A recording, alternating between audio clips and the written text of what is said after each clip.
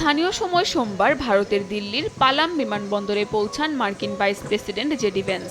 অবতরণের পরপরই স্ত্রী উষা ভ্যান্স, পুত্র এওয়ান ও বিবেক এবং কন্যা ম্যারিবেলকে সঙ্গে নিয়ে সোজা রওনা দেন অক্ষরধাম মন্দিরের উদ্দেশ্যে। 4 দিনের এ সফরে দিল্লির পাশাপাশি জয়পুর ও আগ্রা সফর করবেন জেডি ভ্যান্স। জয়পুরে একটি বিয়েতে অংশগ্রহণের পাশাপাশি আগ্রার তাজমহল দর্শনে যাবেন বলেও জানা গেছে। তবে ঘোরাঘুরি দিয়ে সফর শুরু হলেও রাষ্ট্রীয় এ সফরের আলাদা উদ্দেশ্য রয়েছে মার্কিন ভাইস প্রেসিডেন্টের। জানা গেছে ভারতের প্রধানমন্ত্রী নরেন্দ্র মোদীর সঙ্গে দ্বিপাক্ষিক বৈঠক করবেন।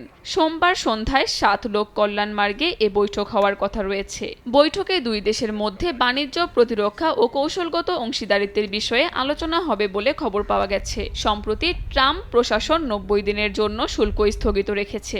ভারত চাইছে এই সময়ের মধ্যেই যুক্তরাষ্ট্রের সঙ্গে বাণিজ্য চুক্তিতে যেতে।